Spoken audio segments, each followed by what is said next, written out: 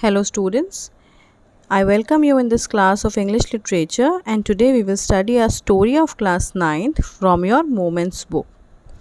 The name of the story which we are going to study today is The Adventures of Toto, written by Ruskin Bond. This story is quite delightful in the manner in which it talks about a little red monkey named Toto, and it's not a story which actually needs too much of explanation. Basically, it's almost like a bedtime story for you. The story is told from the perspective of a little child, that is the grandson or the writer, you can say. And he talks about his grandfather and his monkey Toto, which he had bought from a Tonga driver. This is a humorous and adventurous story of a naughty monkey. The pranks played by Toto have been narrated in an interesting way and make the story a must read for all of us. Now let me tell you something about the author of the story also, that is Ruskin Bond. He is an Indian author of British descent. He wrote one of his first short stories, Untouchables, at the age of 16 in 1951. He was awarded the Sahitya Academy Award in 1992, Padma Shri in 1999 and Padma Bhushan in 2014. Most of his works are influenced by life in the hill stations where he spent his childhood. He considers himself a visual writer because for short films he first imagines it like a film and then notes it down. And from the story which we are going to study today, you can also say that he was an animal lover also. Let us get started with the story. I will read out the story for you and then explain it line by line, giving it meanings of the hard words also. Grandfather bought Toto from a Tonga driver for the sum of 5 rupees. The Tonga driver used to keep the little red monkey tied to a feeding trough. And the monkey looked so out of place there that grandfather decided he would add the little fellow to his private zoo. Now write down the meanings of the hard words first. The meaning of adventure is an experience or event that is very unusual, exciting or dangerous. Mischievous, likes to annoy people or behave badly, or you can say shararti या फिर नटखट. Feeding trough, a long narrow container without a lid that usually holds water or food for animals. Now moving to the explanation. Grandfather bought Toto from a Tonga driver for the sum of 5 rupees. Grandfather यानी कि writer के grandfather ने टोटो एक monkey को एक टांगा चलाने वाले टोंगा ड्राइवर से ख़रीदा. कितने रुपए में? 5 रुपए में ख़रीदा. नाउ यू कैन से from this line that this story is set from a very long back time. ठीक है, बहुत ही पुराने समय में ये स्टोरी सेट की गई है जब 5 रुपए की भी वैल्यू हुआ करती थी and you could actually buy a monkey for 5 rupees. The Tonga driver used to keep the little red monkey tied to a feeding trough. Now feeding trough एक ऐसा कंटेनर होता है जिसमें हम लोग पानी या फिर फूड एनिमल्स के लिए भर के रखते हैं एंड वो उसमें से झुक के पानी या खाने को खाते हैं. टोंगा ड्राइवर उसी फीडिंग ट्रफ से उस छोटे लिटिल रेड मंकी को बांध करके रखता था. And the monkey looked so out of place there. Out of place का मतलब जहाँ जिसकी जगह ना हो. मंकी की नेचर या मंकीज़ का नेचर होता है प्लेफुल. वो एक जगह बंद करके या बाउंड होकर के नहीं रह सकते हैं या नहीं रहना चाहते हैं. तो यहाँ पे उस मंकी को बांध करके रखा गया था फीडिंग ट्रफ से, तो वो बिल्कुल ही आउट ऑफ प्लेस लग रहा था वहाँ पे, जैसे कि उसकी वो जगह ना हो. एंड यही देखने के बाद ग्रैंडफादर ने डिसाइड किया कि वो उस छोटे लिटिल फेलो को, उस छोटे से मंकी को अपने प्राइवेट ज़ू में ऐड कर लेंगे. नाउ प्राइवेट जू का मतलब है that grandfather owns more than one animal, एक से ज़्यादा एनिमल ग्रैंडफादर के पास है as a pet, and therefore it is called a private zoo which is not common. ठीक है, ये कोई कॉमन चीज़ नहीं है किसी के पास प्राइवेट जू होना, बट ग्रैंडफादर के पास अपना एक छोटा सा प्राइवेट जू था, यानी कि उनके पास एक से ज़्यादा पेट एनिमल्स थे। एंड ये देख करके कि वो मंकी बहुत ही ज़्यादा आउट ऑफ प्लेस है, वो उसकी जगह नहीं है वहाँ पे बंद करके रहने की, एंड उसको वहाँ नहीं होना चाहिए। सो ग्रैंडफादर ने ये डिसाइड किया कि वो उस छोटे से मंकी को अपने प्राइवेट जू में ऐड कर लेंगे। Now this whole paragraph tells you that grandfather was a very animal lover, वो बहुत ही ज़्यादा एनिमल लवर थे, उनको एनिमल से बहुत ज़्यादा प्यार था, उनके नेचर से वो वाकिफ़ थे, उनका हर एनिमल का क्या पर्टिकुलर नेचर है ये भी ग्रैंडफादर को पता था। एंड ये पूरी स्टोरी एक बहुत ही पुराने समय में सेट की गई है। ठीक है, now moving to the next paragraph. Toto was a pretty monkey, his bright eyes sparkled with mischief beneath deep-set eyebrows, and his teeth, which were a pearly white, were very often displayed in a smile that frightened the life out of elderly Anglo-Indian ladies, but his hands looked dried up as though they had been pickled in the sun for many years. Now from this stanza you can see this whole stanza is a description of that little red monkey. Okay, इस पूरे stanza में आपको उस little red monkey का description दिया जा रहा है, physical description दिया जा रहा है कि वो monkey कैसा दिखता था and उसकी smile कैसी थी। ठीक है, and moving to the hard words first. Sparkled, this word is a past tense of the word sparkle and it means to shine. Okay, beneath का मतलब होता है अंडर या उसके नीचे। Anglo Indians mean a person relating to both Britain and India और whose ancestors belong to both countries.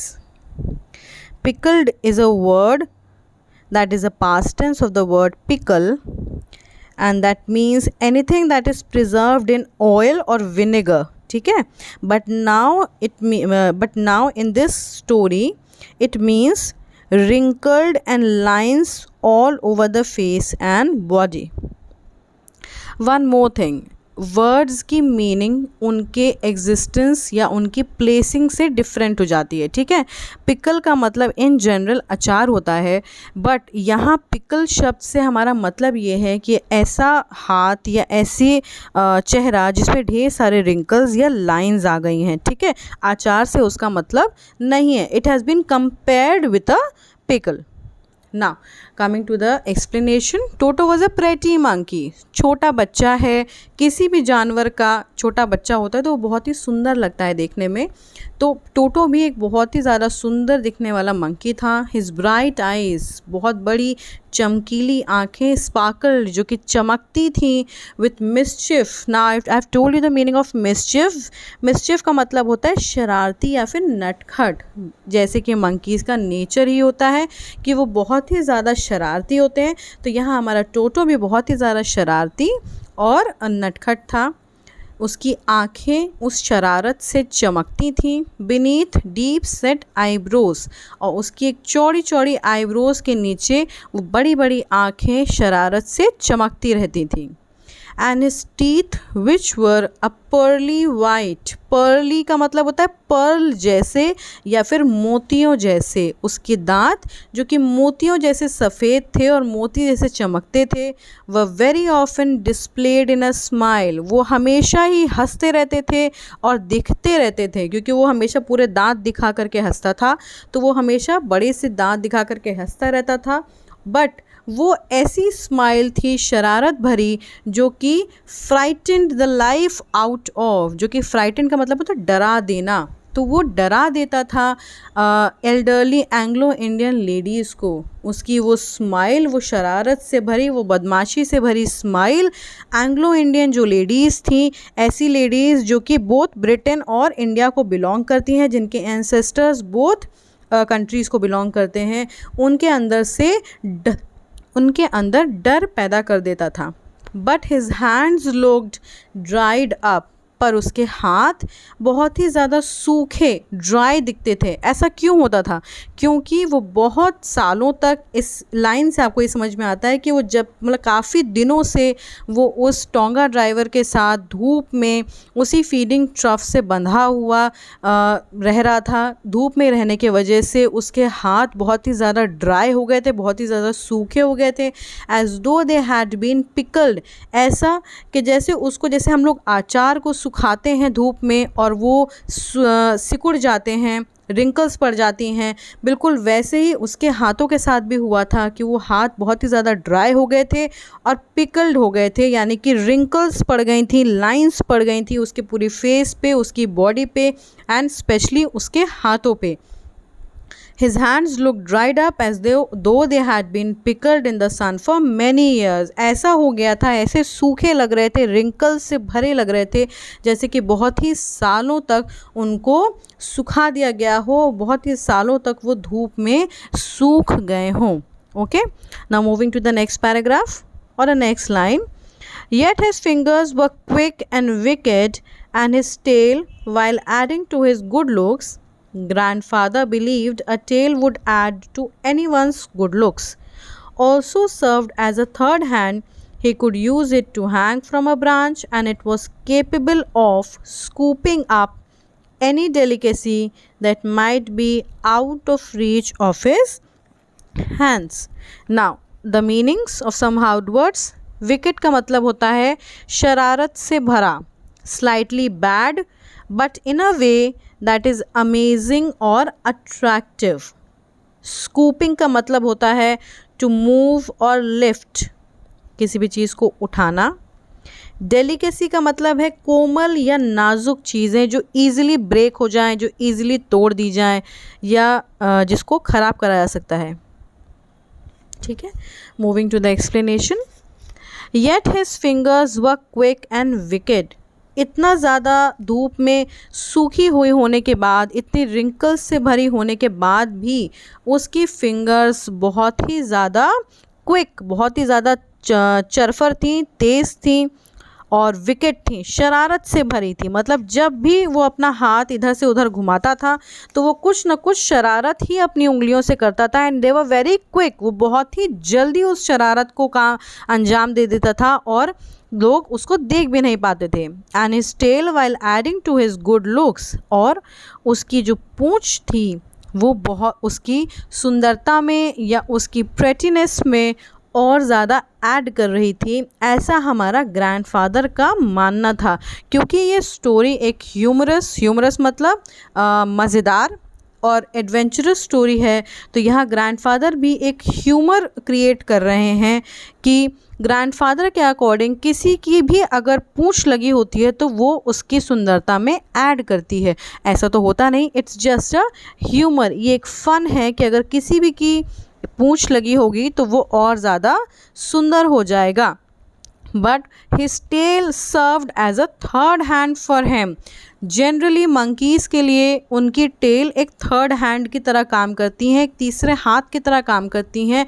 जो काम वो अपने दोनों हाथों से नहीं कर पाते वो काम अपने टेल से कर लेते हैं। वो उससे हैंग कर सकते हैं ब्रांच से, इधर से उधर पेड़ों पे कूदते वक्त वो उन्हीं टेल्स का यूज़ करते हैं ब्रांचेस से या टहनियों से लटकने के लिए। And it was capable of scooping up, और कोई भी दूर का सामान जो उनको उठाना है या जो उनको लिफ्ट करना है, जो उनके हाथों के लिए पॉसिबल नहीं है, वो उसको अपने टेल से रीच करते हैं, पहुंच जाते हैं, उन उसको हाथ से ना पहुंच के अपनी टेल से उठा लेते हैं। ठीक है, तो ये थर्ड हैंड की तरह उनके काम करती है उनकी tail. As you can see in the picture also that the monkey is hanging from the branch with the help of his tail, and his tail always serves as a third hand for him, and whatever things he cannot pick from his own hands, जो वो अपने हाथों से नहीं उठा पाते, वो अपनी टेल का इस्तेमाल करके, अपनी पूँछ का इस्तेमाल करके दूर रखा हुआ सामान भी उठा लेते हैं और वहाँ से गुज़रते हुए इंसान को भी अनॉय कर देते हैं या इरिटेट कर देते हैं अपनी पूँछ से छू करके या पूँछ से मार करके। Okay, now moving to the next paragraph. Grandmother always fussed when grandfather brought home some new bird or animal, so it was decided that Toto's presence should be kept a secret from her until she was in a particularly good mood. Grandfather and I put him away in a little closet opening into my bedroom wall, where he was tied securely, or so we thought, to a peg fastened into the wall. Now write down the meanings of the hard words. First का meaning है to be worried about small things, छोटी छोटी चीज़ों पे परेशान हो जाना, और get angry, गुस्सा हो जाना. क्लोजेट का मतलब है a large cupboard that is built into a room, specially of wood. Peg का मतलब होता है एक हुक, a hook, और खूंटी. फास्टेंड का मतलब है to fix. Now moving to the explanation. Grandmother always fussed. Grandmother हमेशा गुस्सा हो जाती थी, इरिटेट हो जाती थी when grandfather brought home some new bird or animal. जब ग्रैंडफादर घर लेकर के आते थे किसी भी न्यू बर्ड को, किसी भी न्यू एनिमल को. इस लाइन से हमें ये समझ में आता है कि ग्रैंडफादर के इस नेचर से ग्रैंडमदर हमेशा परेशान रहती थी कि वो कोई भी नया जानवर, एनिमल हो या बर्ड हो, घर ले आते थे अपने प्राइवेट ज़ू में ऐड करने के लिए. So it was decided between whom? Decided between the grandfather and the grandson. So it was decided that Toto's presence should be kept a secret from her. ये डिसाइड किया गया, grandfather ने और grandson ने मिलकर डिसाइड किया that Toto's presence should be kept a secret. उसकी presence को या उसका घर में आना एक सीक्रेट रखा जाएगा, छुपा के रखा जाएगा until she was in a particularly good mood, जब तक कि ग्रैंड मदर बहुत ही ज़्यादा अच्छे मूड में ना हो और उनको ये बात बताई ना जा पाए. Grandfather and I put him away in a little closet opening into my bedroom wall. Now who is I here? I here is the grandson or the writer. Grandfather और ग्रैंडसन ने मिल करके टोटो को एक छोटे से क्लोजेट में रख दिया जो कि ग्रैंडसन के या फिर राइटर के बेडरूम में ओपन होती थी. दीवार में जुड़ी हुई थी एक लकड़ी की अलमारी. उसी लकड़ी की अलमारी में ग्रैंडफादर और ग्रैंडसन ने मिल के एक छोटे से हुक में बांध करके, हुक में एक रस्सी लगाई और रस्सी से बांध करके उसको उस क्लोजेट के अंदर, उस कबर्ड के अंदर रख दिया और सोचा कि वो वहाँ बंधा हुआ बहुत ही सिक्योर है. Where he was tied securely. But ऐसा उन लोगों ने सोचा था. So we thought to a peg fastened into the wall. और जो दीवार में एक खूंटी लगा करके, एक हुक लगा करके एंड उस हुक से एक रस्सी से उसको बांध के और उस क्लोजेट का दरवाज़ा बंद कर दिया और सोचा कि वो वहाँ सिक्योर रहेगा, शांति से बैठा रहेगा. ऐसा सिर्फ ग्रैंडफादर और ग्रैंडसन ने सोचा था. Now let's see what toto will do in the next paragraph. A few hours later, when grandfather and I came back to release Toto, we found that the walls, which had been covered with some ornamental paper chosen by grandfather, now stood out as naked brick and plaster. The peg in the wall had been wrenched from its socket, and my school blazer, which had been hanging there, was in shreds. Write down the meanings first. Meaning of naked is uncovered. Wrenched means broken. And shreds mean to cut or torn off. कतरन कर देना या फाड़ा हुआ महीन टुकड़ा. Okay? Now moving to the explanation. कुछ घंटों बाद जब ग्रैंडफादर एंड आई, ना who is I hear? Grandson is I hear. Grandfather और ग्रैंडसन जब उस कमरे में आए टू रिलीज टोटो, टोटो को उस रस्सी से छुड़ाने के लिए, उन्होंने क्या देखा? उन्होंने देखा कि जो वॉल्स थी उसके ऊपर जितने भी डेकोरेटिव, ऑर्नामेंटल मतलब डेकोरेटिव पेपर थे या वॉल पेपर्स थे, वो सारे के सारे वॉल पेपर्स फड़े हुए थे, टुकड़े टुकड़े हो गए थे, were in shreds and were all over the floor. Now that wall stood out as naked brick and plaster. As you can see here that the writer is trying to explain that this story is set in a very long back time, and at that time the walls were not very proper. वो कहीं कहीं टूट गई थी, कहीं कहीं पे BRICS यानी ईंटें और प्लास्टर टूटा हुआ दिख रहा था, और ग्रैंडफादर ने उसको छुपाने के लिए, उसको ठीक करने के लिए उसके ऊपर ऑर्नामेंटल या फिर डेकोरेटिव पेपर्स लगाए हुए थे. एंड यहाँ टोटो ने क्या किया, टोटो ने उस अपने आप को खुद ही रिलीज़ कर लिया एंड वहाँ से निकल के उसने वो सारे के सारे ऑर्नामेंटल या डेकोरेटिव पेपर्स फाड़ दिए एंड पूरे ज़मीन पे फैला दिया. And now the walls were naked यानी कि uncovered and the bricks and the plaster were visible. The peg in the wall, what is a peg, that is the hook in the wall had been wrenched यानी कि broken from its socket यानी कि attachment. जो एक peg या फिर यानी कि जो एक हुक था या एक खूंटी थी जिससे कि उस टोटो को बांधा गया था, वो खूंटी अब उस वॉल से निकाल दी गई है, तोड़ दी गई है, ब्रोक कर दी गई है. फ्रॉम इट्स सॉकेट यानी कि उसके अटैचमेंट जो दीवार में जुड़ी हुई थी वो वहाँ से उसको खींच के निकाल दिया गया है. एंड बिकॉज ऑफ दैट यहाँ पे आप ये निकाल सकते हैं उसकी मीनिंग कि वो वहाँ से भाग गया है. And my school blazer. Now who is talking about the school blazer here? The writers, the grandson's school blazer which had been hanging there, जो कि वो उस क्लोजेट में हैंग कर रहा था, now is in shreds. वो सारा का सारा अब टुकड़ों में बदल गया है और वो स्कूल ब्लेज़र अब ब्लेज़र नहीं रह गया. Okay, from this stanza you can say that Toto was a very naughty monkey. वो बहुत ही ज़्यादा बदमाश मंकी था जो कि एक जगह बैठ करके नहीं रह सकता था. And he was continuously moving, continuously finding ways of annoying people, of irritating people and doing destructive things. Now moving to the next paragraph. I wondered what grandmother would say. But grandfather didn't worry. He seemed pleased with Toto's performance. He is clever, said grandfather. Given time, I'm sure he could have tied the torn pieces of your blazer into a rope and made his escape from the window. Writer ये सोचता है कि अगर grand mother ने ये सारा mess, ये सारा न्यूसेंस देख लिया तो वो क्या कहेंगी.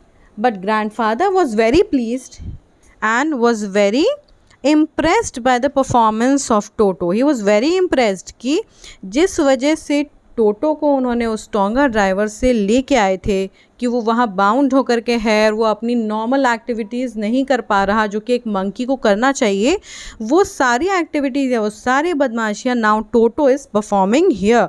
अब टोटो यहाँ पे वो सारी बदमाशियाँ परफॉर्म कर रहा है. And what he says, he is clever. वो कहते हैं कि वो बहुत ही ज़्यादा चालाक है. गिवन टाइम, अगर उसके पास समय होता तो I am sure he could have tied the torn pieces. अगर उसके पास समय होता तो वो क्या करता, टाइड मतलब बांध लेता, इकट्ठा कर लेता, torn pieces of your blazer, जो टुकड़े हैं तुम्हारे ब्लेज़र के, इनटू अ रोप, एक रस्सी में. वो सारे के सारे पीसेस, वो सारे के सारे टुकड़े मिला करके एक रस्सी बना लेता एंड उस रस्सी का इस्तेमाल करके वो विंडो से या खिड़की से कूद करके भाग जाता. यानी कि यहाँ पे grandfather is praising Toto. Grandfather is very impressed with the activities और is very impressed with the performance of Toto and he is praising him and telling the grandson कि अगर उसके पास समय होता तो वो सारे पीसेस को जोड़ करके और विंडो से भाग जाता. यानी कि इस स्टैंजा से ये भी आपको समझ में आता है कि टोटो भाग नहीं पाया और वो अभी भी ग्रैंडफादर के घर में ही है. Now moving to the next paragraph.